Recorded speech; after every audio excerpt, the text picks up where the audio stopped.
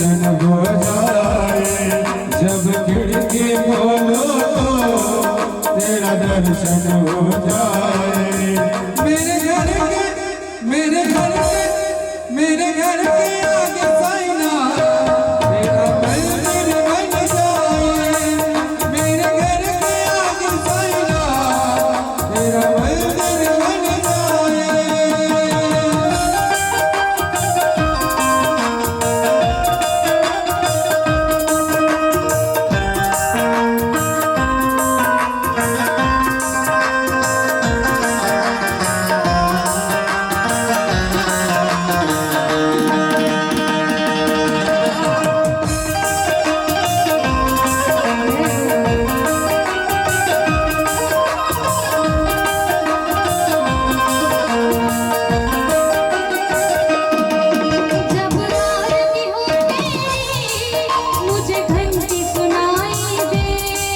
जब आरती होती मुझे घंटी सुनाई दे।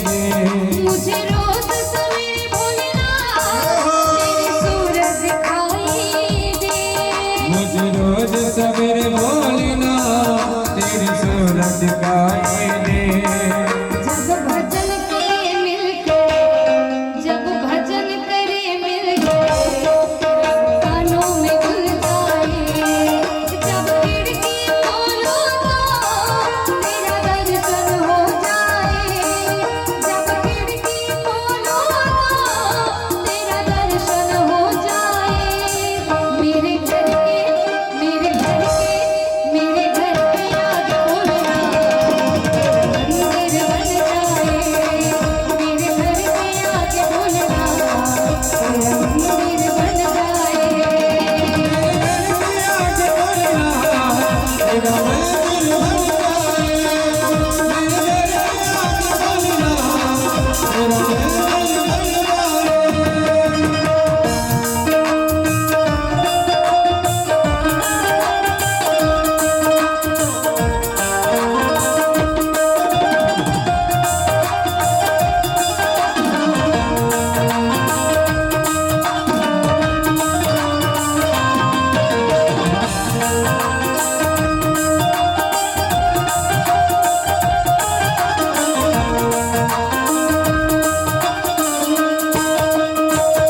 आते जाते बाबा तुमको मैं प्रणाम करूं। आते जाते बाबा तुमको मैं प्रणाम करूं। जो मेरे लायक हो कुछ ऐसा काम करूं। जो मेरे लायक हो कुछ ऐसा काम करो। तेरी सेवा करने से किस्मत खुल जाए। तेरी सेवा करने से किस्मत खुल जाए। जब खिड़की खोलो तो तेरा दर्शन हो जाए। जब खिड़की खोलो तो तेरा दर्शन हो जाए। मेरे घर के मेरे घर के मेरे घर के आगे भोलेनाथ तेरा मंदिर बन जाए। मेरे घर के आगे भोलेनाथ तेरा मंदिर बन जाए। तेरा मंदिर बन जाए। मेरे घर के आगे भोलेनाथ तेरा मंदिर बन जाए।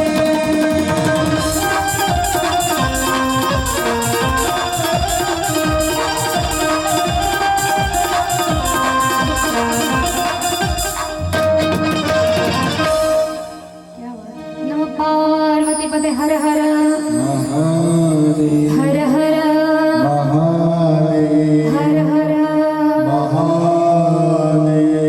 या कलियुगातील लोकांचं आचरण सर्वांनाच माहीत आहे की प्राण जाय पर 1 रुपयानं जाई। बरं जोपर्यंत युवा आहे तोपर्यंत पैसा धन दौलतीच्या मागे लागलं ठीक आहे, परंतु मनुष्य मरायला मनुष्य बाजत पडलाय, मनुष्य आज आहे का उद्या नाही अशी त्याची गत झाली, पण तरी सुद्धा पैशातून मनुष्याचा जीव काही सुटत नाही।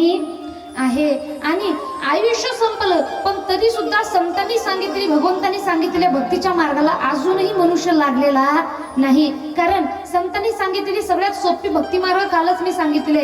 गळ्यामध्ये काय धारण करायची? तुळशी माळ, गळा गोपी चंदन तिळा, हृदयी कळवळा वैष्णवांचा. परंतु आजही आपण सोन्याचे दागिने घालेल, वेगवेगळे दागिने घालेल, टपराचे बेल्टेकचे घालेल, पण गळ्यामध्ये तुळशीची माळ धारण करणार नाही. मला सांगा महिला वर्ग, एखाद्या महिलेचा मृत्यू झाला, लग्न झाल्याच्या नंतर 35-40 दरम्यान तिचं वय आहे, आता तिचा मृत्यू झाला, खूप दुःख आहे, पण मरता क्षणी जर तिच्या गळ्यामध्ये 1-1.5 तोळ्याचा सोन्याचा हार असेल तर त्या हारासोबत त्यांचा अंत्यसंस्कार केला जातो का हार काढून घेतला जातो? थोडं मोठ्याने बोला. काय? हार काढून घेतल्या जातो. आपण मेल्याचं एवढं मोठं दुःख आहे पण तरी सुद्धा तो सोन्याचा हार काढायचा कुणीही विसरत नाही. रडत रडत म्हणतील मेल्यानंतर ते काढून घेतला का तिच्याच मुलाबाळांना कामी येईल, आम्ही काही घेऊन जाणार आहे का? पण काढायचं प्रत्येकाला आठवण राहते. आणि म्हणून म्हणतात सोन्याचा हार गळ्यामध्ये घातला तर मेल्याच्या नंतर त्या काढून घेतात, पण गळ्यामध्ये तुळशीची माळ धारण केली आपण मेल्यानंतर सुद्धा ती आपल्यासोबत कुणी काढून घेत नाही. आपण मेल्यानंतरही आपल्यासोबत ती राहणार आहे. आणि म्हणून याचा अर्थ हे नाही की तुम्ही गळ्यात सोनं घालू नका, इन्व्हेस्टमेंटसाठी ठीक आहे, परंतु भगवंताच्या सानिध्यात राहायचं असेल तर एकदा सोनं नाही घातलं तरी चालते, पण गळ्यामध्ये तुळशीची माळ ही धारण करायला पाहिजे. मागे एक वाक्य कुणीतरी बोललं होतं की काय करता तुमच्या तोळं सोन्याला? अहो, काय करता तुमच्या तोळं सोन्याला? एका पृथ्वीचं मोल आहे आमच्या गळ्यातील तुळशीच्या माळेला. आणि म्हणून तुळशीची माळ प्रत्येकाने धारण करायला पाहिजे. पण तुळशीची माळ धारण करण्यासाठी खाणं सोडावं लागतं, मांसाहार करता येणार नाही. आणि लोक म्हणतात आताच नाही मग सोडतोय, कधी? म्हातारं झाल्याच्या नंतर. बरं, एखादं वय झाल्याच्या नंतरही सोडत नाही. कधी सोडतात? जेव्हा तोंडात दात राहत नाही, मग त्यांनी खातो म्हणलं तरी त्यांना चावत नाही आणि पचत नाही म्हणून परिवारवाले देत नाही. आणि तेव्हा तो म्हणतो आता आणा माळ, आता मी घालतो माळ. आणि नंतर टाळ घ्यायचं, भजन करायचं. वाळवंटापासून महाद्वारापर्यंत मी वार करी, मी टाळ करी. वेगवेगळ्या प्रकारचे स्वतः आपण उपमा देतोय. अशा दाखवीच्या भक्तीला काही महत्व प्राप्त होणार नाही. मग या कलियुगातील लोकांचं आचरण एवढं भ्रष्ट झालेलं आहे. महत्वाचं म्हणजे बघा, पैसा हा उपयोगासाठी आणि मनुष्य हा प्रेम करण्यासाठी भगवंतानी बनवला होता, परंतु आपण पैसा हा प्रेम करण्यासाठी वापरतोय आणि मनुष्य हा उपयोग करण्यासाठी वापरत आहे. मी कालच सांगितले की हल्लीचं युग कसं आहे, पैसा कमावू नका अशातला भाग नाही, पण तो कमावताना कुठं स्टे घ्यावा हे आपल्याला कळायला पाहिजे, कुठं थांबायचं हे आपल्याला कळायला पाहिजे. ते म्हणतात ना, इस कलयुग का एक कड़वा सच है कि इस कलयुग का एक कड़वा सच है, तुम दौलत कमाओ लोग आपसे रिश्ते बनाएंगे, कि तुम दौलत कमाओ लोग आपसे रिश्ते बनाएंगे, क्योंकि पैसा ना हो तो अपने भी दूर चले जाते हैं और पैसा हो तो पराये और दुश्मन भी हमें गले लगा लेते हैं. एखादा व्यक्ती गरीब आहे त्याला कुणीही विचारत नाही. एखादा व्यक्ती श्रीमंत आहे त्याच्याशी आपलं काही नातं नसू द्या, तो माझा असं आहे, तो माझा हा लागतो, तो माझा तो लागतो, आपण नातं सांगायला फिरत नाही. म्हणजे हे जगाचं काळा बाजार झालेला आहे. तर पैसा असेल तर सगळं आहे, परंतु म्हणतात ना, किती जरी आपण कमावला, मी कालच सांगितले कमावू नका अशातला भाग नाही. पैसा कमवा, पण काहीसा तरी भाग आपण समाज कार्यासाठी द्यायला पाहिजे, दान करायला पाहिजे. आणि दुसरा महत्वाचा विषय म्हणजे हा करताना सुद्धा, कमावत असताना सुद्धा त्या भगवंताची सतत आठवण आपल्या मनामध्ये असायला पाहिजे. बघा, एक व्यक्ती होता, त्याने 50-60 वर्षापर्यंत भरपूर पैसा कमावला. आता त्याला वाटलं आता पैसा भरपूर झाला, आता आपण खर्च करूया. आणि खर्च करण्यासाठी त्याने विचार केला, आजचे दिवस झोपायचे, आज खर्च, उद्यापासून खर्च करायचंय. आणि झोपला. जसा सकाळी उठला, यमराज त्याच्या दारामध्ये उभे. यमराजजींनी सांगितले, हम है यम, तुला घ्यायला आलोय. आता त्याने सांगितले, एवढे वर्ष मी पैसा कमावण्यात घातले, आजपासून मी खर्च करण्यात घालणार होतो आणि तुम्ही लगेच आले. एक काम करा, मी 1 करोड रुपये तुम्हाला देतो, मला फक्त 1 महिना द्या. यमराज म्हटले, हा पैसा माझ्याकडे चालत नाही, हे पृथ्वीवासियांचं आहे, माझ्याकडे चालत नाही. ठीक आहे, अर्धा पैसा घ्या, 1 दिवस द्या, चालणार नाही. सगळा पैसा घ्या, 15 मिनिटं द्या, चालणार नाही. ठीक आहे, विनंती करतो, माझं काय जरी आयुष्यामध्ये चांगलं कार्य असेल, फक्त 15 सेकंदाचा वेळ मला द्या. त्यांनी सांगितले की ठीक आहे, तुला थोडं भगवंताचं नाम घेतलं होतं म्हणून 15 सेकंदाचा वेळ मी तुला देऊ शकतो. 15 सेकंदाचा वेळ त्याने घेतला आणि या 15 सेकंदामध्ये त्याने एक लेटर लिहिले 4-5 पंक्तीचं की मी माझं अर्ध आयुष्य पैसा कमावण्यामध्ये घातलंय, परंतु एवढा पैसा कमावून सुद्धा यमराजाकडून 1 दिवस सुद्धा विकत घेऊ शकलेलो नाही. म्हणून पैसा कमवा, पण भगवंताचं नामस्मरण आपल्याच्यानं झालं पाहिजे आणि वेळोवेळी त्या भगवंताची आठवण आपल्या मनामध्ये राहिली पाहिजे. आणि कितीही कमावलं तरी सोबत घेऊन जाऊ शकत नाही. ते म्हणतात ना, किती पैसा कमावला, पैसा मनुष्याला वर नेऊ शकते, पण मनुष्य पैशाला वर नेऊ शकत नाही. ते म्हणतात ना,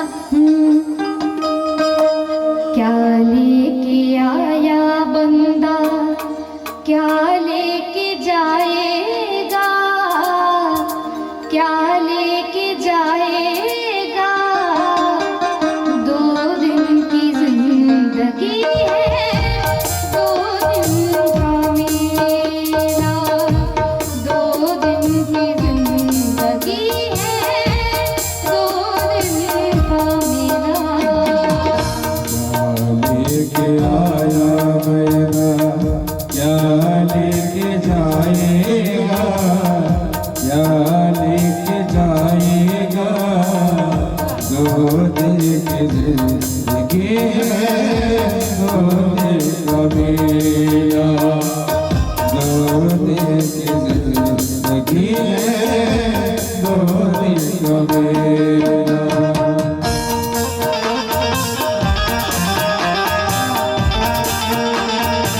2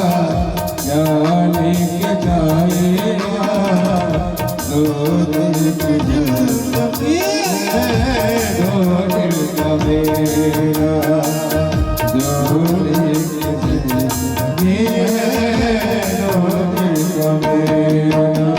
2 दिन का मेला.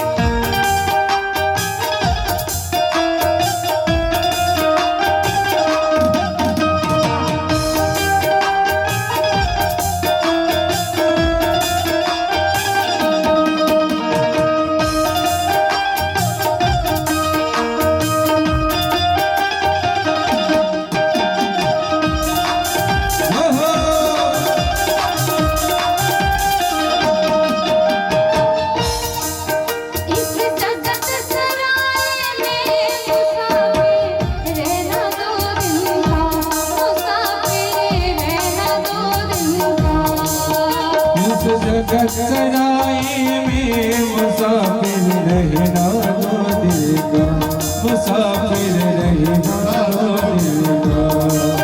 क्यों व्यर्थ करे गुमान मूरख धनुर जो बनवा, रे मूरख धनुर जो बनवा. बंद मुट्ठी आया जग में, खाली हाथ जाएगा, खाली हाथ जाएगा, 2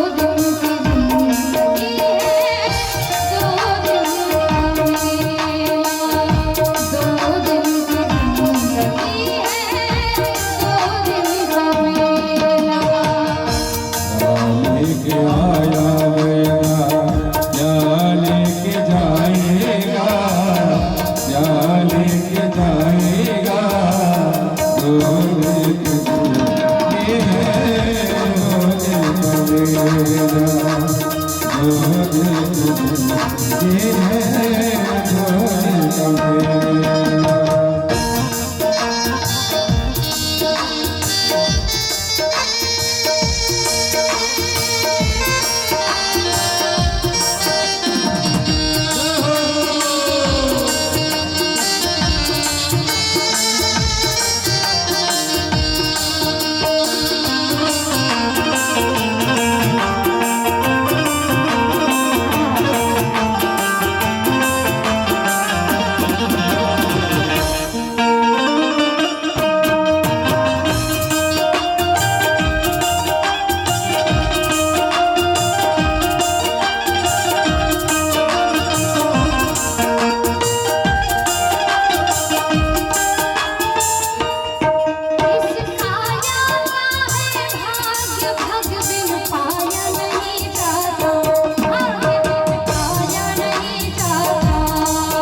इस काया का है भाग्य बिन पाया नहीं जाता भाग्य बिन पाया नहीं जाता इस काया का है भाग्य बिन पाया नहीं जाता भाग्य बिन पाया नहीं जाता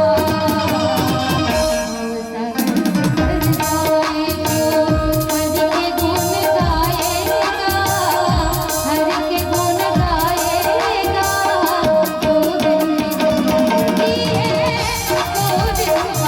गाएगा दो दिन की है दो दिन का मेरा दो दिन की जिंदगी है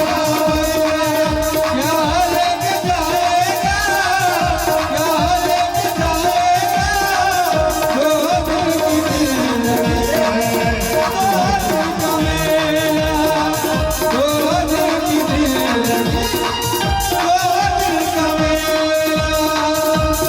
दिन की जिंदगी दो दिन का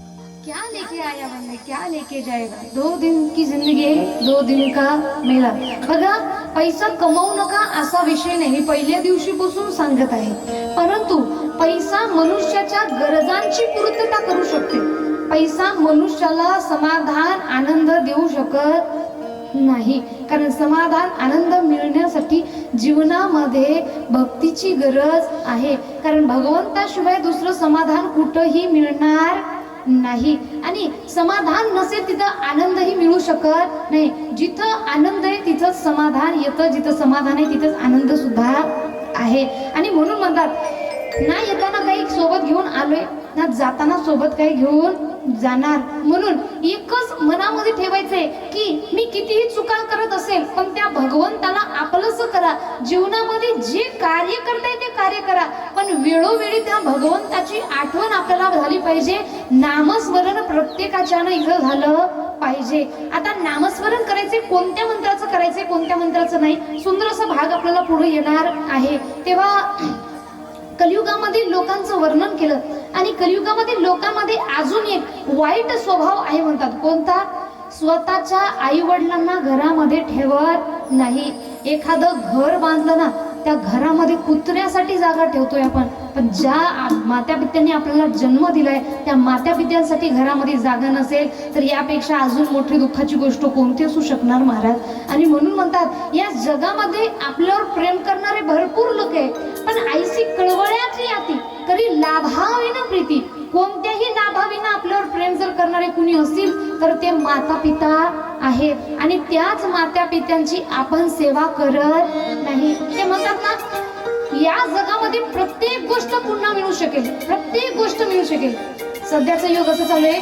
पैसा फेक तमाशा दे पैसा फेकल्याच्या नंतर कोणतीही गोष्ट मनुष्याला मिळते पण गूगल जे देऊ शकत नाही पैसा सुद्धा जी वस्तू देऊ शकत नाही ते म्हणजे माता पिता कारण माता पिता या जगामध्ये फक्त आणि फक्त एकदाच मनुष्याला मिळतात म्हणून म्हणतात ना फूल कभी दोबारा नहीं खिलते के फूल कभी दोबारा नहीं खिलते जन्म कभी दोबारा नहीं मिलते फूल कभी दोबारा नहीं खिलते जन्म कभी दोबारा नहीं मिलते मिलते हैं लोग हजारों पर हजारों गलतियां माफ करने वाले माता पिता फिर दोबारा कभी नहीं मिलते या जगामध्ये मायबाप हे पुन्हा मिळणार नाही. म्हणून त्या आई वडिलांची प्रत्येक व्यक्तीने सेवा करायला पाहिजे. तुम्ही बघा, आज ज्यांची झाकी आपण पाहणार आहोत, ही झाकी जी आहे पांडुरंगाची, पांडुरंग परमात्म्याला आपल्या दारामध्ये उभं करण्याची ताकद ही भक्त पुंडलिकामध्ये आली. याचं कारण काय? एकमेव कारण, भक्त पुंडलिकाने कोणतं व्रत केले, उपवास केलाय, काय केले का? नाही. काय केले? फक्त आणि फक्त आई वडिलांची सेवा. म्हणून आपलं शास्त्र आपल्याला सांगते, माय बापे केवळ काशी तिने न जावे तीर्थासी. एखादा व्यक्ती आपल्या आई वडिलांची सेवा करत असेल तर त्याला कोणत्या तीर्थाला जायची गरज नाही. काशी सारख्या पवित्र तीर्थाचं फळ त्याला त्याच्या मायबापांच्या चरणामध्ये घर बसल्या मिळत असतं. आज पंढरीचे पांडुरंग तिथे उभे आहेत, याचं कारण म्हणजे एकच. ते म्हणतात ना, या पुंडलिकाचा लाडका हरी, या पुंडलिकाचा लाडका हरी, भराही लावी ते बरी, भराही लावी ते बरी, भराही लावी ते बरी. या पुंडलिकाचा लाडका हरी, या पुंडलिकाचा लाडका हरी, उभा राही लावी ते बरी, उभा राही लावी ते बरी, उभा राही लावी ते बरी.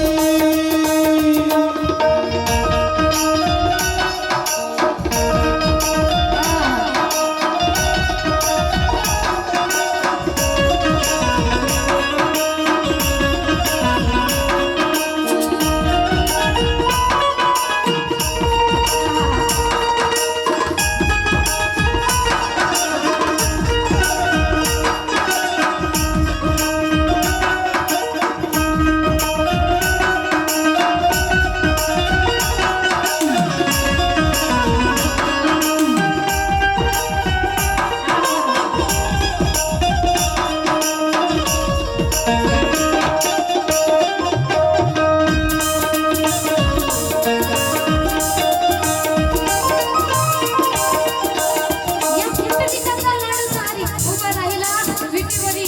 याचं कारण काय? फक्त एक कारण म्हणतात. काय केलं भक्त पुंडलिकाने?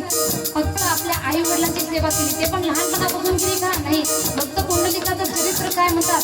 जेव्हा भक्त पुंडलिकाचं लग्न झालं तेव्हा आईने सांगितलंय, बाबांनी सांगितलंय, पुंडलिका काय दुखतायत बाळा, परंतु तीर्थाला जावं म्हटलं, परंतु चालणं होणार नाही, मग आम्हाला जाऊ दे. तेव्हा भक्त पुंडलिकाने सांगितलं की तुम्हाला एकटं तर मी जाऊ देऊ शकत नाही. मग निघाले पती पत्नी आणि माता पिता घेऊन 14 जण तीर्थासाठी निघाले. आता तीर्थाला निघाल्याच्या नंतर आई वडिलांनी सांगितले, बाळा पाय दुखायले, काय करू, थकून गेलोय, चालणं होणार नाही. आता भक्त पुंडलिक म्हणाले, ठीक आहे उचलून घेतो. एवढ्यात पत्नी म्हणाली, आहो ऐका ना, माझे पण पाय दुखायले. आता पुंडलिकाने विचार केला, उचलून घेण्यासाठी 3 जण, मी एकटा आहे, काय करू? तेव्हा त्यांनी काय केले तर म्हणतात, आई वडिलांच्या गळ्यात काय टाकले? आई बाबाच्या गळ्यात दोरी, आई बाबाच्या गळ्यात दोरी, बायको खांद्यावरी, बायको खांद्यावरी, निघाला पुंडलिक तीर्थावरी, बायको खांद्यावरी, निघाला पुंडलिक तीर्थावरी. खांदावरी निघाला पुंडलिक खांदावरी, बायको खांदावरी निघाला पुढे. आई वडिलांना खांद्यावर उचलून घ्यायचं तर त्याने विचार केला. पत्नीला खांद्यावर उचलून घेतलं आणि माता पित्याच्या गळ्यामध्ये दोरी टाकली आणि समोर समोर चालतायत. पण जेव्हा कुकुट स्वामींनी सांगितले की माता पितांच्या चरणामध्ये सगळं धाम आहे, तेव्हा त्यांनी काय केलं तर म्हणतात, तो भक्त पुंडलिका होता पापी आणि दुष्ट, आई बापाची केली सेवा, सारे पाप झाले नष्ट. ओ भक्त पुंडलिका होता पापी आणि दुष्ट, आई बाबाची केली सेवा, सारे पाप झाले नष्ट. तो भक्त पुंडलिका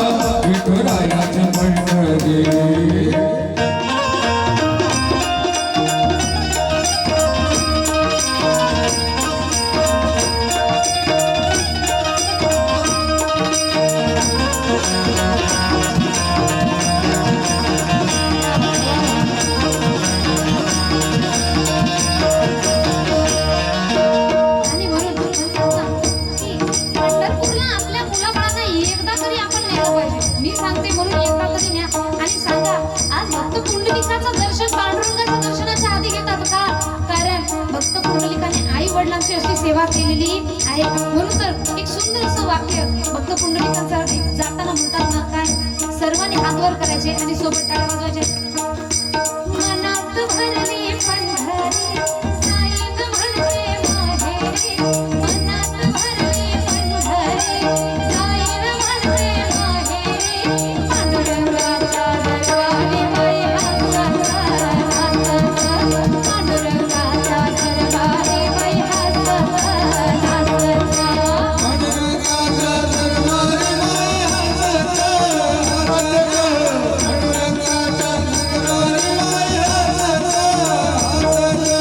चंद्रभागेचा वळवळता, चंद्रभागेचा वळवळता, तीच रामा वैकुंठ, आनंद भरला घनदाट बाई हसत हसत, आनंद भरला घनदाट बाई हसत हसत.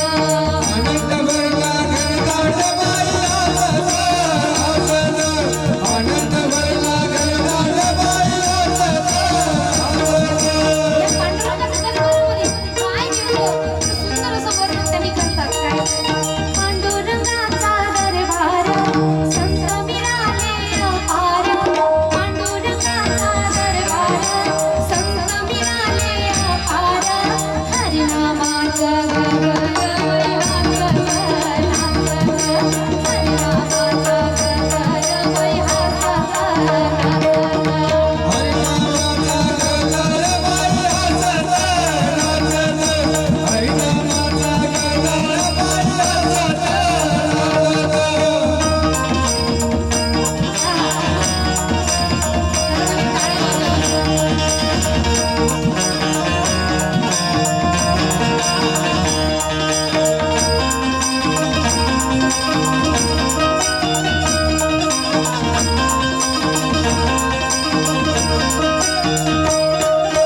डोळ्यात भरले तुकोबा, मनात भरले ज्ञानोबा, डोळ्यात भरले तुकोबा, मनात भरले ज्ञानोबा, हात भरले विठोबा बाई हसत हसत, मनात भरले विठोबा बाई हसत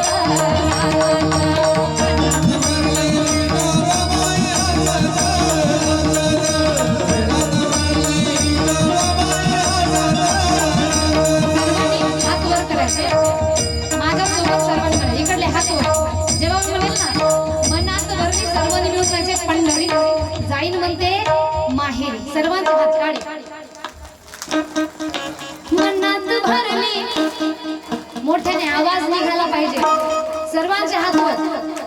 मनात भरली जाईन म्हणते, मनात भरली जाईन म्हणते, पांडुरंगाच्या दरबारी बाई हसत हसत, पांडुरंगाच्या दरबारी बाई हसत हसत.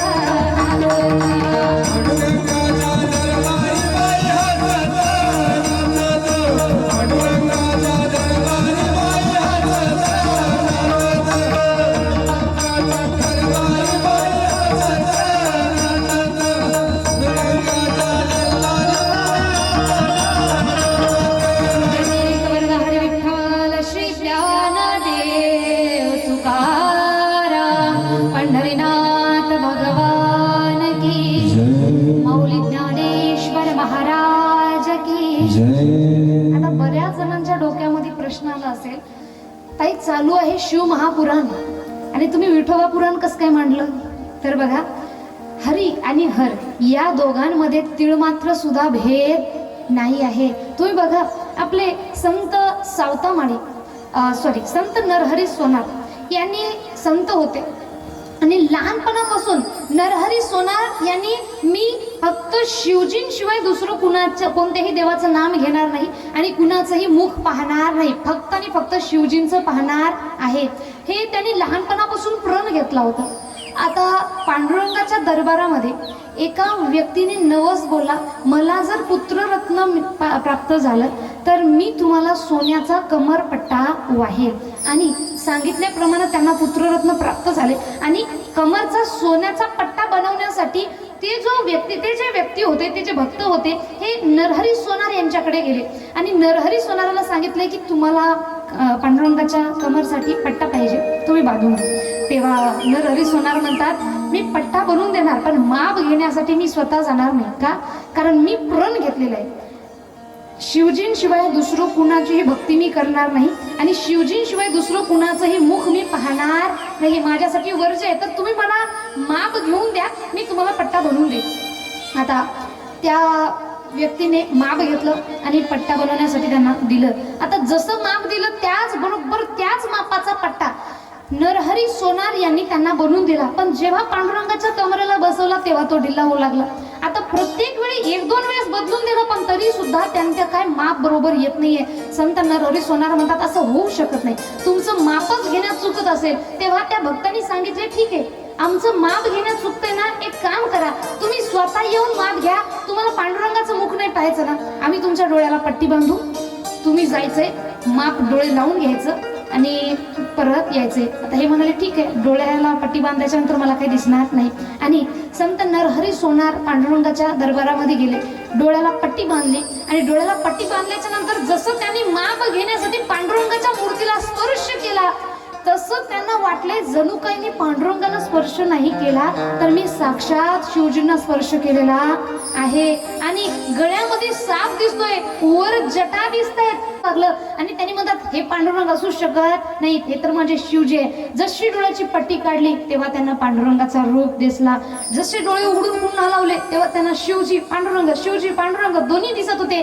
आणि तेव्हापासून त्यांनी ठरवलं की अरे माझंच कुठं चुकत होतं, हरी आणि हर या दोघांमध्ये भेद नाही, श्री विष्णू आणि शिवजी या दोघांमध्ये भेद नाही. उलट शिवजींनी श्री विष्णूंना वरदान दिलेले आहे की जो भक्त तुमची अनन्य भावाने सेवा करेल मी त्याला सुद्धा मोक्ष प्राप्ती करून देणार, जो माझी सेवा करेल त्याला सुद्धा मोक्ष प्राप्ती करून देणार आहे. आणि म्हणून संत नरहरी सोनार म्हणतात देवा तुझा मी सोनार, तुझे नामाचा व्यवहार. आणि म्हणून हरी आणि हर या दोघांमध्ये कोणत्याही प्रकारचा भेद नाही आणि तो आपण सुद्धा करू नये. हे सगळं सांगण्याचं एकच तात्पर्य आहे, कधीतरी आपण पंढरीच्या पांडुरंगाला आपल्या मुलाबाळांना तिथं न्यायला पाहिजे की बाबा बघ, फक्त आणि फक्त आई वडिलांची सेवा पुंडलिकांनी केली, भक्त पुंडलिकांनी केली आणि पांडुरंग साक्षात ब्रह्मांड नायक परमात्मा त्यांच्या दारामध्ये उभे राहिले. कधीतरी त्या दिंड्या पालख्यांचा आनंद आपण घ्यायला पाहिजे. 1 वर्ष आनंद उत्सव म्हणून का होईना जायचंय. सर्वजण म्हणतात काय आहे तिथं, काय त्या वारीमध्ये, तर म्हणतात दिंड्या पालख्याचा रम्य सोहळा, साधू संत वारकरी होती गोळा. दिंड्या पालख्याचा रम्य सोहळा, साधू संत वारकरी होती गोळा. गर्दी घालदार सापडे नावा, गर्दी घालदार सापडे नावा.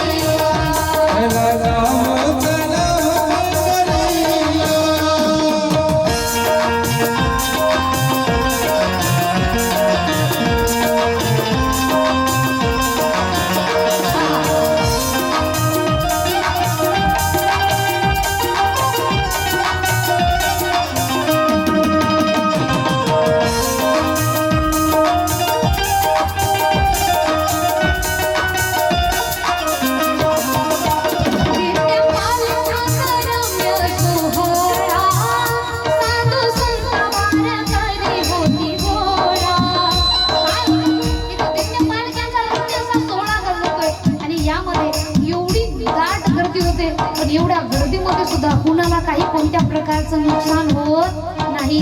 अजून कानामध्ये काय ऐकायला मिळतं तर म्हणतात संत तुकयाची भगवानी तुला के हो सर्वाचा कानी. संत तुकयाची भगवानी तुला के हो सर्वाचा कानी. मन होई दुर्गा वाजे टाळ मृदंग, मन होई दुर्गा वाजे टाळ मृदंग, करणी हरी हरी कीर्तनाला. चला पंढरीला, चला पंढरीला.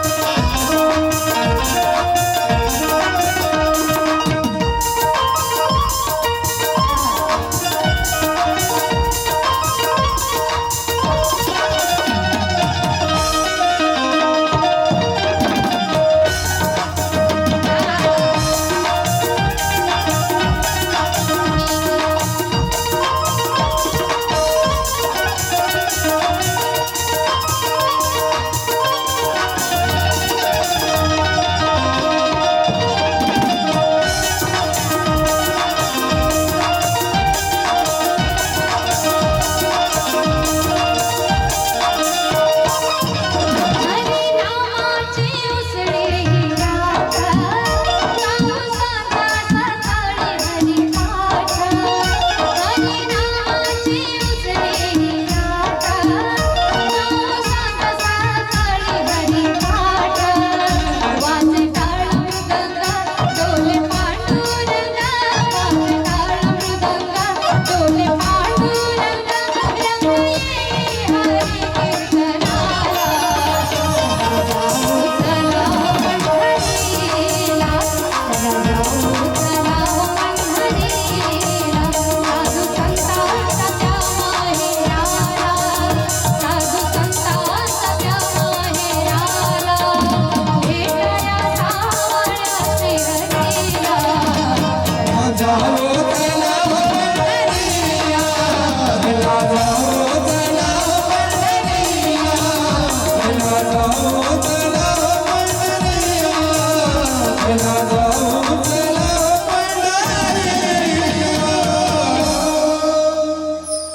अगदी गोड असं आनंदमय स्वरूप इथं दिंड्या पालख्यांच्या रम्य सोहळ्यामध्ये येतं. आणि म्हणून आपल्या मुलाबाळांना आपण एकदा तरी तिथलं दर्शन करायला लावायला पाहिजे की बाळा बघ, आई वडिलांची भक्ती केल्याच्या नंतर काय काय तुला मिळू शकतं. आजकाल प्रत्येक माता पित्यांना वाटते माझ्या मुलानं मला घरात ठेवलं पाहिजे, माझी मुलगी चांगली घडली पाहिजे, माझा मुलगा चांगल्या मार्गावर गेला पाहिजे, त्याने आई वडिलांना घरामध्ये ठेवलं पाहिजे, आई वडिलांची सेवा केली पाहिजे. परंतु संत म्हणतात आपुलिया हिता जो असे जागता, धन्य माता पिता तयाची. कारण जशी संस्कार तशी आपली पुढची पिढी घडणार आहे. आज आपण आपल्या मुलाबाळांना संस्कार देताना आपल्या संस्कृतीचे संस्कार देऊन मोठे करतोय का? नाही. आज आपण आपल्या मुलाबाळांना लहानाचं मोठं होत असताना काय ऐकून मोठं करतो? तोंडा पुढं मोबाईल, आणि मोबाईल मध्ये आहा टमाटर बडे मजेदार, वा टमाटर बडे मजेदार, या सगळ्या गोष्टी ऐकू ऐकू मोठी करतो. अजून आलू का चालू बेटा कहाँ गए थे, बैंगन की टोकरी में सो रहे थे, बैंगन ने लात मारी रो रहे थे, मम्मी ने प्यार दिया हंस रहे थे. मोठं झालं की ते आपल्याला लाता मारतात. चुकूनाची शिकवणाऱ्या माता पित्यांची. आज आपण कधी आपला इतिहास आपल्या मुलाबाळांना शिकवतोय का? नाही. ग्रंथ, संत साहित्य, रामायण, गीता, रामायण, महाभारत, भागवत या कथा ऐकून मोठं करतो का? नाही. Twinkle twinkle little star, how I wonder what you are, up about the world so high like a diamond in the sky. फिरंगी बनवून टाकले अख्खा आपण आपल्या मुला मुलींना. आपली लेकरं म्हणतात लहान लहान, चिव चिव चिमणी, अग ये चिमणे, हा बघ आणलाय मोत्याचा दाणा. या सगळ्या गोष्टी ऐकू ऐकू आपण आपल्या लहान लहान मुलांना मोठे करतोय. आणि मोठं झाल्याच्या नंतर आपल्याला वाटतं माझ्या माझ्या मुलानं मला घरामध्ये ठेवावं. संस्कार देतोय वेस्टर्न कल्चरचे, यो यो हाणी सिंग. आणि अपेक्षा करतोय प्रभू श्रीरामासारखी, अपेक्षा करतोय छत्रपती शिवरायांसारखी. जसे संस्कार तशी मुलं बाळ घडणार. आपलं काम कसं झालं ते म्हणतात ना, काम है बुरे बुरे और तुम स्वर्ग जाने की बात करते हो. पेड़ लगाया बबुल का और तुम आम खाने की बात करते हो. वाईट काम केल्याच्या नंतर स्वर्ग मिळणार का? नाही. बाबळीचं झाड लावलं तर आंबा खायला मिळणार का? नाही. मग अपेक्षा मुलांकडून चांगल्या करतोय. त्यांनी घरात ठेवलं पाहिजे, त्यांना चांगलं घडलं पाहिजे. आणि मुलाबाळांना शिकवण कोणती देतोय? वेस्टर्न कल्चरची. कधी कथेमध्ये आणणार नाही, कधी कीर्तनामध्ये आणणार नाही. माता पित्यांना म्हटलं ना, हो शिक्षण द्या, पण शिक्षणासोबत आपल्या लहान लहान मुलांना कीर्तनामध्ये कथेमध्ये आणत जा. आताची माता पिता वर्ग म्हणतात ना ना ना धेस फॉर एज्युकेशन. हा वेळ फक्त आणि फक्त शिक्षणासाठी आहे. मग आपली लेकरं शिक्षण घेतात, रामकृष्ण मंत्राचा जप करत नाही, ओम नमः शिवाय मंत्राचा जप करत नाही. मग आपली लेकरं म्हणतात चिंट बक डुमडम, हे चालतं. मग आपली लेकरं म्हणतात सचिन रस्त्याला ये म्हणलं माय. मग आपली मुलं बाळ सुद्धा आपल्याला म्हणते आई सुनबाईचं ऐकून राय म्हणलं माय, घराच्या बाहेर राय म्हणलं माय. काऊ संस्कारच त्या प्रकारचे दिल्याच्या नंतर मुलांकडून अपेक्षा चांगल्या करून फायदा आहे का? नाही. कधी तुम्हाला त्यांना कधी तुम्ही त्यांना पांडुरंग कोण आहे हे शिकवलं नाही, कधी भक्त पुंडलिक कोण आहे शिकवलं नाही. मग जर शिकवलंच नसेल तर आपली मुलं बाळा आपली खरंच भक्ती करणार का? आपल्याला घरामध्ये ठेवणार का? नाही. मग संस्कार द्यायलोय वेस्टर्न कल्चरचे, नुसतं फिरंगी बोलून शिकवायलोय. एक गोष्ट नेहमी लक्षात ठेवा, ते म्हणतात ना, माझ्या मराठीची गोडी मला वाटते अवीट, माझ्या मराठीचा छंद मला नित्य मोहवीत, माझ्या मराठीची गोडी मला वाटते अवीट, माझ्या मराठीचा छंद मला नित्य मोहवीत. ज्ञानोबाची तुकड्याची महेशाची जनाईची, माझी मराठी कोकणी राजा शिवाजींची. दपतून तुम्ही बोले उभी शाहीर मंडळी, मोजऱ्याची मान करी वीरांची माय बोली. नागराचा चाले फाड मुलाच्या तालावर, कोवळी कविता बोली पहाटेच्या तात्यावर. अगदी गोड अशी मराठी भाषा. आपली मराठी भाषा एवढी गोड आहे की इंग्रजी भाषा कधीच आपल्या मराठी भाषेपेक्षा गोड असू शकत नाही. पण आपण आपल्या मुलाबाळांना मराठी मीडियमचं शिकवून देत नाही. मी असं म्हणत नाही की तुम्ही तुमच्या मुलांना इंग्लिश शिकू नका. मी तर नेहमी सांगते एवढं एज्युकेटेड करा मुलांना.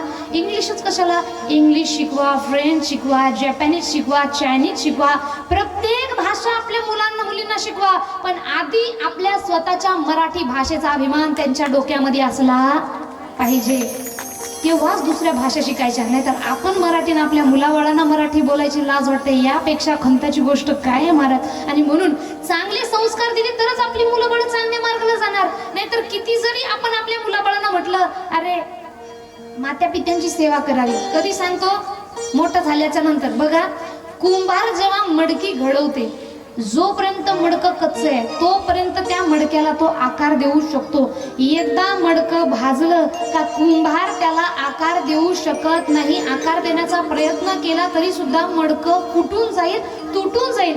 अशाच प्रकारे जोपर्यंत आपले मुलं मुली लहान आहे तोपर्यंत आपण त्यांना शिक्षण द्यायला पाहिजे, चांगली संस्कार द्यायला पाहिजे. मोठं झाल्याच्या नंतर कोणताही मुलगा कोणतीही मुलगी कुणाचं ऐकत नाही. आणि म्हणून आज जे आपली मुलं मुली आपल्याला वाईट मार्गावर जाताना दिसतात ना, याचं कारण कुठं ना कुठं आपली माता पिता वर्ग आहे.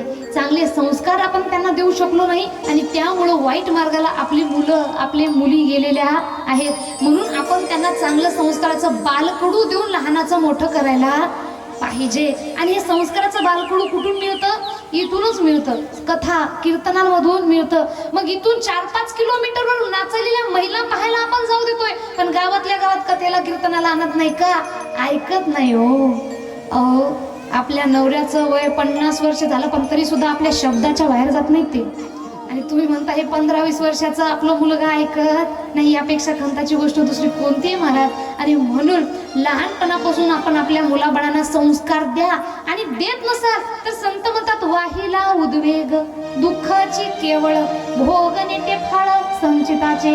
शेवटी जसे संस्कार दिले तशा प्रकारे फळ आपल्याला त्याचं भोगावं लागणार म्हणजे लागणार. मग ज्यांना ज्यांना वाटते माझा मुलगा मोठा झाल्याच्या नंतर चांगला सुसंस्कृत घडला पाहिजे, त्यानं मला घरात ठेवलं पाहिजे, अशा मात्या पित्यांनी आपल्या लहानापासून मोठ्या मुलांना कथामध्ये आणा, कीर्तनामध्ये आणा. त्यांना हे कंपल्सरी आपण करायला पाहिजे. कोणत्याच लहान लेकरांना आवडत नाही, पण गोडी लावणं हे आपलं काम आहे. जोपर्यंत आपण त्यांना गोडी लावणार नाही तोपर्यंत त्यांना याची जाणीव होणार नाही. आणि म्हणून कलियुगातील लोकांचं हे सगळ्यात मोठी चूक की मात्या पित्यांना घरी ठेवत नाही, पण कुठं ना कुठं याच्यामध्ये चूक मात्या पित्याची सुद्धा आहे की संस्कार दिलेच नाही. तर मात्या पित्यांना हे काही लेकरांना मुलाबाळांना हे काही कळणार सुद्धा नाही. म्हणून अशा प्रकारे त्यांनी सांगितले की कलियुगातील लोकांचं आचरण एवढं भ्रष्ट झालेलं आहे. स्वतःच्या मात्या पित्यांना घराच्या बाहेर काढतात, स्वतः आई वडिलांचं कुणी ऐकत नाही. आमचे आजोबा सांगतात जुना काळ एवढा स्ट्रिक्ट होता, मात्या पित्या एवढा स्ट्रिक्ट होते की जुन्या काळामध्ये मुलाचं लग्न ठरलं हे मुलाला माता पिता सांगत होते, ए तुझं लग्न ठरलेलं आहे, या तारखेला तुझं लग्न आहे. मुलगा फक्त लाजत होता, मुलगी फक्त लाजत होती, तिथून निघून जात होती. आताचा काळ उलटा चालू आहे. आता मात्या पित्यांना मुलं सांगतात, ऐका आई बाबा, मुलगी पाहिलेली आहे, सगळं फिक्स आहे, फक्त मानापुरतं जाऊन भेटून या, जास्त काही टेन्शन घ्यायची गरज नाही. आणि येसाल तर या, हो म्हणसाल तर हो म्हणा, नाही तर आम्ही पळून जाऊन लग्न करतो. हे कलियुगातली गोष्ट आहे. मग असं जर आपल्या मुला मुलींनी वागू नये असं जर आपल्याला वाटत असेल तर आपल्याला पहिला विषय, निसर्ग बदलाव हा निसर्गाचा नियम आहे. त्या काळासारखी स्ट्रिक्टता तुम्ही या काळामध्ये ठेवू शकत नाही. शेवटी जनरेशन गॅप आहे. आपल्या मुलांसोबत आपल्याला थोडं फ्रेंडली सुद्धा त्यांच्यासारखं व्हावं लागेल. माता पिता आहे म्हणून प्रत्येकच गोष्टी त्यांना आपली ऐकावं असा अट्टहास सुद्धा माता पित्यांनी धरू नये. एक आई वडील म्हणून आपली मुलं बाळ आपल्याला मोठेपणा देऊन विचारतात ना, तर थोडं त्यांना समजून सुद्धा घ्यायला पाहिजे. नाहीतर आजकालची मुलं बाळ तुम्हाला माहित आहे, कोणत्याही गोष्टीत माता पित्याचं ऐकणार नाही. ऐकशा तर ऐका, नाही तर मी निघालो असं म्हणतात. मग असं घडू नये जर वाटत असेल तर लहानपणापासून आपण त्यांना चांगले सुसंस्कृतपणे संस्कार द्यायला पाहिजे, तेव्हाच आपली मुलं बाळ चांगली घडतील. आता सर्व ऋषीगणांनी विचारले की एवढं कलियुगाचं भयानक आचरण असताना जिथं जन्मदात्या मात्या पित्यांना मुलं बाळ घरी ठेवत नाहीयेत, अशा लोकांसाठी काहीतरी सांगितलं असेल, काय आहे त्यांच्यासाठी, त्यांचा जीवनाचा उद्धार झाला पाहिजे. यासाठी सूतजी म्हणतात, यासाठी सगळ्यात मोठं शास्त्र जे कलियुगामध्ये सांगितलेलं आहे शिवभक्तांसाठी, तर शिव महापुराण. हे शिव महापुराण ऐकल्याच्या नंतर कितीही मोठं पातक त्याचं असेल, किती मोठं पाप त्याचं असेल, ते सुद्धा जळून नष्ट होईल एवढी त्याची ख्याती आहे. आता महर्षी वेदव्यास यांनी बऱ्याचशा ग्रंथांची रचना केली. मग शिव महापुराणची रचना का त्यांनी केली तर म्हणतात, एकदा सरस्वती नदीच्या किनारी महर्षी वेदव्यास हे ध्यान करत बसले होते. चेहऱ्यावर थोडंसं निराशा होती. तिथं सनक, सनंदन, सनातन आणि सनत कुमार हे 4 सनकाधिक ऋषी आले आणि त्यांनी पाहिले. आणि पाहिल्याच्या नंतर महर्षी वेदव्यास यांना त्यांनी सांगितले की तुमच्या चेहऱ्यावर जो भाव दिसतोय यावरून मी तुम्हाला एक सांगते, ते तुम्ही करा. काय? सत्याचं चिंतन करा. मग सत्य काय तर म्हणतात, ईश्वर सत्य है, सत्य ही शिव है, शिव ही सुंदर है, सत्यम शिवम सुंदरम, सत्यम शिवम सुंदरम,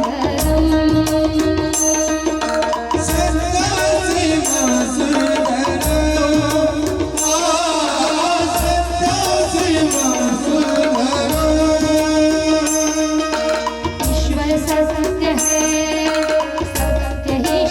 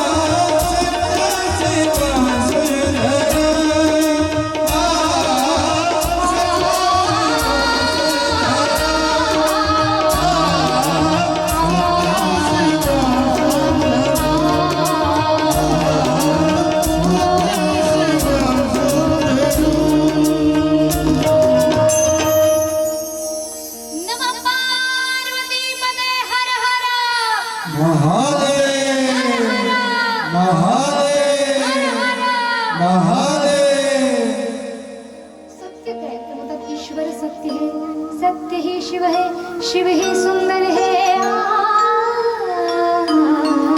सत्यम शिवम सुंदरम. तुम्ही सत्याचं चिंतन करा आणि त्यामुळं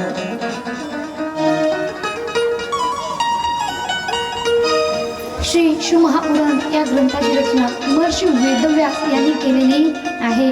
पुढं भगवान शिवजी यांची पूजा जेव्हा सर्वजण करतात, कशामुळं आत्मलिंगामध्ये करतात. तुम्ही बघा सुतजींना सर्व ऋषीमुनींनी मिळून विचारलेला प्रश्न की शिवजींची पूजा ही बाकी सर्व देवी देवतांची पूजा ही मूर्तीमध्ये आणि फोटोमध्ये आहे, परंतु शिवजी हे एकमेव असे देवता आहेत ज्यांची पूजा मूर्तीमध्ये सुद्धा होते, फोटोमध्ये सुद्धा, प्रतिमेमध्ये सुद्धा होते आणि आत्मलिंग सुद्धा आहे. तर हे आत्मलिंग कशा प्रकारे आलं याचा इतिहास काय, तर तेव्हा सुतजींनी सांगितले की यासाठी एक मोठी घटना घडली होती. आणि ती घटना म्हणजे कोणती, तर त्यांनी सांगितले एकदा ब्रह्माजी आणि श्री विष्णू नारायण या दोघांमध्ये वाद निर्माण झाला. जेव्हा शेषशैलीवर श्री विष्णू नारायण यांनी आराम करत होते आणि तिथे ब्रह्माजी आले आणि ब्रह्माजींनी त्यांना सांगितले. समोर आल्याच्या नंतर ब्रह्माजींना अहंकार झाला होता आणि ब्रह्माजी समोर येऊन श्री विष्णू नारायण यांना म्हणू लागले, हे पुत्रा उठ आणि मला प्रणाम कर, मी या सर्व सृष्टीचा रचेता आहे. तेव्हा श्री विष्णू नारायण यांना राग आला, परंतु तरी सुद्धा आपल्या रागावर त्यांनी कंट्रोल केले आणि सांगितले की हे ब्रह्मपुत्रा, हे पुत्रा, तुझ्याकडून झालेली जी चूक आहे अहंकारामुळे झालेली आहे, माझी माया एवढी ताकदवर आहे की कोणी पण ही चूक करू शकतं, म्हणून मी तुला माफ करतो, परंतु तू लवकर मला माफी माग आणि सरळ सरळ माझ्या समोर नतमस्तक हो, कारण या सर्व सृष्टीची रचना माझ्यापासून झालेली आहे, याचा पालन करता मी आहे. तेव्हा दोघांमध्ये वादावाद निर्माण झाला. आता वादाची सुरुवात, भांडणाची सुरुवात सुरुवातीला कुठून होते, जिभेपासून. म्हणून म्हणतात ना की ज्याने जिभेवर कंट्रोल करायला शिकलाय तो या जगाला जिंकला म्हणून समजून घ्यायचंय. काही व्यक्ती म्हणतात मी जग जिंकणार आहे. रे बाबा, तू स्वतःला जिंकू शकला नाही, जगाची काय व्याख्या करतोस. आधी स्वतःला जिंका, आधी स्वतःसोबत स्वतःचं युद्ध जिंका. ते म्हणतात ना, खुद से जीतना है मुझे खुद को ही हराना है, के खुद से जीतना है मुझे खुद को ही हराना है, मैं भीड़ नहीं इस दुनिया की, मेरे अंदर एक जमाना है. स्वतःशी आधी जिंका, स्वतःशी जिंकला तोच हे जग जिंकू शकते. आणि म्हणून सुरुवातीला वादावाद या जिभेपासून निर्माण झाले. जिभेनं काम बनलं नाही तर बोटाने सुरू झाले, तू असे तू असे. आधी आपण म्हणतो ना याला प्युअर गावरानी मराठीमध्ये या बोटाला काय म्हटलं जातं, शुद्ध मराठीमध्ये अंगठा, तर्जनी, मध्यमा, अनामिका आणि करंगळी, 5 बोटाची 5 नाव. पण तर्जनीला एक दुसरं नाव आहे, कोणतं, याला कुत्सर बोट म्हणतात, कारण याच्यामुळे खूप जास्त भांडणी होतात. तू माझ्याशी भांडण केली, तू मूर्ख आहे, तू पागल आहे, तू भांडण केली, तुझं असं हो. या बोटामुळे खूप जास्त भांडणी होतात. म्हणून तर याला कंट्रोल मध्ये ठेवायला पाहिजे, कारण जेव्हा हे बाकीचे हे बोट दुसऱ्यांकडे उठतं तेव्हा हे 3 बोट कुणाकडे असतात, आपल्या स्वतःकडे असतात. म्हणून आधी या 3 बोट आपल्याकडे, याच्याकडे लक्ष ठेवा, नंतर या चौथ्याकडे जायचं असतं. तेव्हा वादावाद वाढला आणि दोघांमध्ये युद्ध निर्माण झालं. आता युद्ध करता करता सर्वजण देवी देवता म्हणाले, ज्यांनी रक्षण करतात त्यांच्याच मध्ये जर युद्ध लागलं तर या पृथ्वीचा सर्वनाश, या ब्रह्मांडाचा सर्वनाश होतोय. आणि म्हणून सर्वजण मिळून रुद्रजी म्हणजे शिवजींकडे गेले आणि शिवजींकडे जाऊन प्रार्थना करायले, हे शिवजी, कृपया आमच्या सर्वांवर एक कृपा करा आणि जे युद्ध झालेले त्यांना थांबवा, नाही तर ब्रह्मांडाचा विनाश होण्यापासून कुणी थांबू शकणार नाही. तेव्हा ब्रह्माजी आणि श्री विष्णू नारायण या दोघांनी महेश्वर अस्त्र तथा पशुपती अस्त्र एकमेकांवर सोडलं. आता या अस्त्रामुळे अखिल ब्रह्मांडाचा विनाश होणार, एवढ्यामध्ये दोघांनी सोडलेलं अस्त्र कुणीही स्वतःमध्ये आत्मसात करू शकत नाही. दोन्ही अस्त्रांचा काहीही तोड नाही. तेव्हा शिवजींनी स्वतःचा एक अग्निस्तंभाच्या रूपामध्ये प्राकट्य तिथं झालं. आता अग्निस्तंभाचं एवढं भयानक रूप की ज्यामध्ये महेश्वर अस्त्र तथा पशुपती अस्त्र दोन्ही त्या अग्निस्तंभाने स्वतःमध्ये सामावून घेतले. आणि ब्रह्माजी आणि विष्णूजी विचार करू लागले, अरे या अस्त्रांना थांबवण्याची, शांत करण्याची ताकद हे कुणामध्येच नाही, मग साधारण अग्निस्तंभ एवढं काय याच्यामध्ये आहे की याने एवढ्या मोठ्या अस्त्रांना सुद्धा शांत करून टाकले. तेव्हा ब्रह्माजी आणि विष्णूजी दोघांमध्ये स्पर्धा लागली. ठीक आहे, कोण आहेत तुम्ही? तेव्हा मग त्या अग्निस्तंभातून ओम या प्रणव मंत्राचा आकार उकार आणि मकाराने बनलेला ओम या प्रणव मंत्राचा निर्माण तिथून झालेला आहे. तथा ब्रह्माजी आणि श्री विष्णू नारायण या दोघांनी मिळून एक निर्णय घेतला की कोण श्रेष्ठ आहे. श्रेष्ठत्वावरून वाद निर्माण झाला ना, कोण श्रेष्ठ आहे हे यावरून ठरणार. ब्रह्माजींना सांगितले तुम्ही वर जा, मी खाली जातोय. तुम्ही याचा सुरुवात कुठून आहे ते शोधा आणि मी याचा अंत कुठून आहे ते शोधतोय. आता दोघ जण खाली एक वर जातात. किती एकाने सुकराचं आणि एकाने हंसाचं रूप घेतलंय. एक जण वर जाते, एक जण खाली जाते, परंतु तरी सुद्धा कुणाला आधी सापडत नाही. म्हणतात ना, आधी है ना अंत है उसका, वो सब का ना इसका उसका. म्हणून अशा प्रकारे श्री विष्णू नारायण खूप वेळ खाली गेले, परंतु त्यांना काही त्याचा अंत सापडला नाही आणि पुन्हा जिथूनही युद्ध सुरू झालं तिथं येऊन थांबले. आणि ब्रह्माजी सुद्धा खूप दिवस झाले सारखं वर जाते, कित्येक वर्ष झाले, परंतु त्यांना त्याची सुरुवात सुद्धा आधी सापडलेला नाही. तेव्हा वरून एक केतकीचं पुष्प खाली येताना पडताना त्यांना दिसलं आणि ब्रह्माजींनी त्या केतकीच्या पुष्पाला विचारलंय की कोण आहे तू आणि जिथून तू वर पडतोस तू ना याची सुरुवात कुठून आहे पाहिली असेल. तेव्हा त्या केतकीच्या पुष्पाने सांगितले की मी किती दिवसापासून खाली पडत आहे हे आता माझं मला सुद्धा माहीत नाही. याची सुरुवातही मी पाहिलेली नाही आणि याचा अंत पाहण्यासाठी कित्येक वर्ष झाले, कित्येक मी खाली पडतोय, पण मला अजूनही काही सापडलेलं नाही. आता ब्रह्माजी म्हणतात असं तर मी श्रेष्ठ ठरू शकत नाही, मग काहीतरी युक्ती करावी लागेल. तेव्हा ब्रह्माजीने त्या केतकीच्या पुष्पाला सांगितले एक काम कर, याचा आधी याची सुरुवात सापडली नाही हे तुला माहिती आहे, मला माहिती आहे, श्री विष्णूला माहिती आहे का नाही, मग माझ्यासोबत खोटं बोल. आणि त्यांनी ठरवले की जेव्हा श्री विष्णूंकडे मी जाईल, मी सांगेल म्हटलं की मी याची सुरुवात पाहिलेली आहे, तू फक्त हो म्हणायचे. आता जसे ब्रह्माजी श्री विष्णूंजवळ गेले, मी सांगितले की मी याची सुरुवात पाहिलेली आहे, तेव्हा प्रूफ काय आहे, तेव्हा सांगितले की या केतकीच्या पुष्पाला विचारा. आणि केतकीच्या पुष्पाने खोटं बोललो, हो होकार दिला. आणि एवढ्यामध्ये ब्रह्माजी म्हणतात आता मी श्रेष्ठ आहे हे ठरलेलं आहे, म्हणून आता तुम्ही माझ्या पायापाशी नतमस्तक व्हा. तेव्हा श्री विष्णू नारायण म्हणतात ठीक आहे, होऊ शकतं, तुमची चूक माझी चूक असेल, मी क्षमा मागतोय. आणि जसं खाली झुकण्यासाठी श्री विष्णू नारायण झुकण्यात आणि स्वतःच्या रूपामधून एका जटेमधून काल भैरव नावाच्या एका पुरुषाला जन्म दिला आणि त्यांना सांगितले की ज्या मुखातून हा ब्रह्मा खोटा बोललेला आहे त्याचे 5वे शिर त्याच्या धडापासून वेगळे करून टाक. आणि त्याचे 5वे शिर जाळून सुद्धा टाकलेले आहेत. म्हणतात ब्रह्माजीला आधी 5 मस्तक होते, त्यापैकी एक मस्तक काल भैरवांनी हे त्यांच्या धडापासून वेगळं केलेले खोटं बोलले होते याच्यामुळं. आता ब्रह्माजींचं तर झालं. आता केतकीच्या पुष्पाने विचार केला, तेरा तो हो गया, अब मेरा क्या होगा गालिया. तुझं तर झालं, आता माझं काय होणार, कारण हे सृष्टी रचित आहे, त्यांना सोडलं नाही. तिथं मी तर साधारण फुल आहे, मला कशा प्रकारे सोडतील. आणि थरकाप सुटला आणि त्यांनी म्हणू लागले मला माफ करा हे शंभू, मला माफ करा हे शिवजी, मला माफ करा.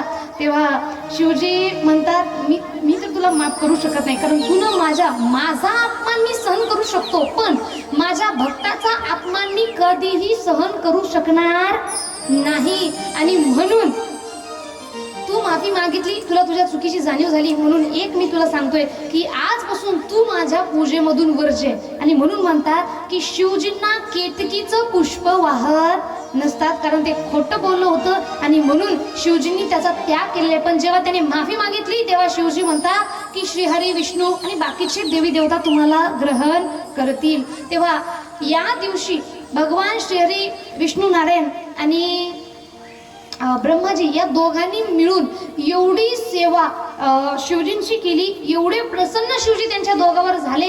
आणि प्रसन्न झाल्यामुळं शिवजींनी त्यांना वरदान दिले की आजच्या या दिवशी तुम्ही माझी एवढी सेवा केली, एवढी सेवा केली, मी या आजच्या दिवसाला अति पावन असं करून टाकेल. आजचा दिवस सगळ्या जगामध्ये महाशिवरात्री म्हणून ओळखल्या जाईल.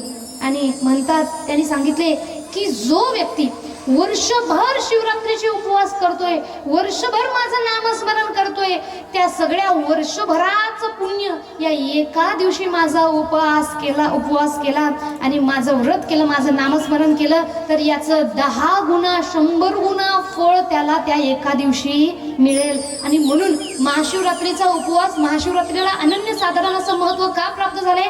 कारण या दिवसाला शिवजींनी वरदान दिलेलं आहे की या दिवशी जो भक्त माझी अनन्य भावाने सेवा करेल तो मला प्रिय होईल. वर्षभरात तुम्ही जो नाम घेताय त्याचं पुण्य जेवढं होतं, वर्षभर उपवास केल्याच्या नंतर, वर्षभर पुण्य केल्याच्या नंतर, कित्येक यज्ञ केल्याच्या नंतर जे पुण्य मिळतं ते पुण्य फळ फक्त आणि फक्त महाशिवरात्रीच्या दिवशी उपवास केल्याच्या नंतर, महाशिवरात्रीच्या दिवशी नामस्मरण केल्याच्या नंतर आणि महाशिवरात्रीच्या दिवशी 4 प्रहर शिवजींची पूजा केल्याच्या नंतर मिळतं. आणि अशा प्रकारे अनन्यसाधारण असं महत्त्व महाशिवरात्रीला प्राप्त झालेले आहे. उद्या मी तुम्हाला प्रश्न विचारेल की महाशिवरात्री कशासाठी साजरी करतात, याचं उत्तर तुम्ही मला द्यायचं आहे. मी आज सांगते, उद्या कॉपी करायची नाही, प्रत्येकाने उत्तर द्यायचं आहे. बोला ये माय, इकडं तिकडं बघायचं नाही, सगळं लक्ष माझ्या बोलण्याकडे असलं पाहिजे. तुम्ही असं बघलं की असं बघतच राहिले. जास्त सुंदर दिसायली का मी? मस्करी केली. सर्वांनी बोलण्याकडे लक्ष द्यायचे. जेव्हा जेव्हा मी प्रश्न विचारेल ना, माझ्या प्रश्नाचं हो किंवा नाही मध्ये उत्तर द्यायचे. नुसतं टुकूमुकू बघत राहायचं नाही. आता शिवरात्रीचं महत्त्व काय, महात्म्य काय मी तुम्हाला सांगितलेलं आहे. तेव्हा ऋषिगणांनी विचारले की शिवजींना प्रसन्न करण्यासाठी काय करावं. तेव्हा ऋषिगणांना उत्तर देताना सूतजी म्हणतात, हाच प्रश्न जेव्हा ब्रह्माजींनी विचारला होता तेव्हा शिवजींनी त्यांना सांगितलं होतं की कशा प्रकारे शिवजींना प्रसन्न करायचंय. तर ओम हा प्रणव मंत्र आहे. बघा, प्रणव मंत्र म्हणजे कोणता? ओम. सर्वांनी बोलायचंय ओम ओम ओम.